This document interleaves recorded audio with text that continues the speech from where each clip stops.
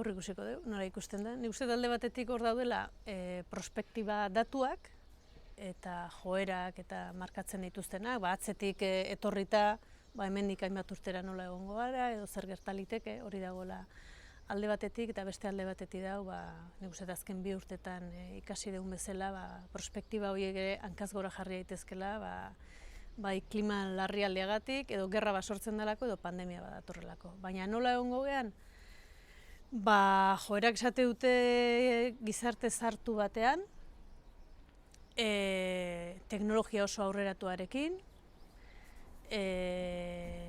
bakarrik bizitzen, batzuk bakardadean, da beste batzuk agian ez, energia mailan eraldaketa handi bat egin beharraz, ez dakit nola egongo garen, hirietan gehiago bizigo gara landagunetan baino, eta belaunaldien arteko etena inoiz baino handiagoa izango ote dan. Hori da joera orokorrek edo esaten dutena. Nik uste dut alare hori Euskal Herrian, geure lurrera eta geure ezaugarrietara ekarrita beste ñabardura batzuk izango dituela. Kontua litzateke, hori da argazkia, ez? Nolabait adituek edo esaten dutena. Batzuetan argazki horiek egiten dutena da gertatuko den hori gerta dadin, nolabait ahalbidetu edo legitimatu, ezta? Eta orduan galdera da, hori horrela izan daitekela jakinda, zer rimarko genuke, gauza batzuetan izan ez dadin, ez? Eta bereziki igual Euskal Herriko neurritik edo txikiagotik begira. Pentsatu nahi dut hor badaukagula zer egina. Demografiarena jakinen aspalditik genbiltzan, heldu behar diogu gai horri. Eta demografiaren oinarrizko elementu esango dugu, ez? Jaiotze hiltze tasak adibidez, edo jende mugimenduak, migrazioak datozenak eta goazenak, eta hori izango litzateke lehen eremua, baina lehen eremu horrek ematen dizkigun ondorioekin, ohartzen gara 2040 horretara begira, auzi handi bat zaintza izango dela, hain zuzen, gizarte zahartu bat izango dugulako. Eta horri begira antolatuko dira hiriak, herriak, politikak, desente, ezta. Beste alde batetik, lurralde desoreka gertaliteke, hirietan jendea pilatzea eta nekazalguneak ustea, hori dagoeneko Euskal Herrian gertatzen ari da.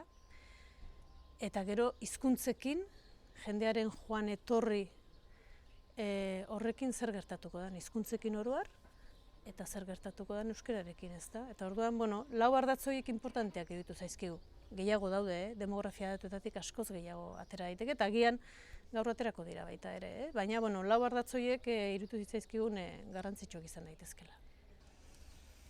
Ez dakit, gure gizartea, Europako gizartea gero eta zaharragoa da, ezta? Baina aldiz beste kontinente batzuk edo beste herrialde batzuk inoiz baino gazteagoak dira, ez? Besteak beste, arrazoi kolonial, gerrateak eta bestelakoengatik, ezta? Esan nahi dut munduan jende gaztea badago. Europak mugak irekiko ditu edo itxita segiko du sartzen. Uste hori galdera badela. Uste gaztetzeko modu bat bai izango dela migrazio politiketan mugak irekitzea eta jendearen zirkulazio librea ahalbidetzea, ez? Eta jende gaztea badago munduan, ez Europan, eta ez Euskal Herrian, baina ateak ireki daitezke. Zaintza erdigunean, beste modu batean esan da, bizitza erdigunean, ez? Baldintzak une honetan oso eskaxak dira, eta nik uste dut hor ari garela zerbait egiten, ez? Baina nire intuizioa da bizitza erdigunean jartzeak ekarri behar duela lan sistemaren aldaketa bat, ekarri behar duela hainbat zerbitzuren deskapitalizazioa, esan nahi du kapitalismotik edo merkatutik kanpora ateratzea, eta ekarri behar duela baita ere despatriarkalizazio prozesu bat. Eta nolabait, sinpleago esateko, dirua erdigunean jarri beharrean, bizitza jarri erdigunean, da dirua tresna izan dadin.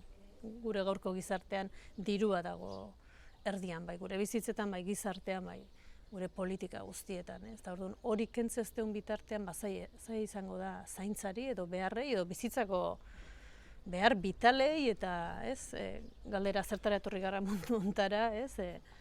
Nolabait ahalik eta goxoen eta ahalik eta, askeen, eta ondoen, eta bizitzeko, ez? Bueno, seguraski hortik etorri beharko du.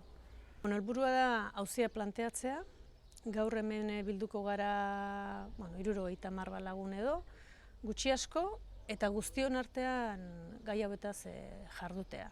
Eta, nagusiki, prospektibak hau esaten digu, zer egingo dugu horrekin. Agian datu batzuk ez dira txarrak, bueno, behar bada indartu egin behar dira, baina beste batzuk behar bada unea da pentsatzeko zer egin behar dugu hori gertatu ez dadin, ezta? Eta gustatuko litzaiguke baita ere ariketa bat egitea, eta da 2040an 18 urte barru, nolabait da haur bat jaio eta ustez ez, baina bueno, heldutasun legalera iristen den tarte horretan, ezta?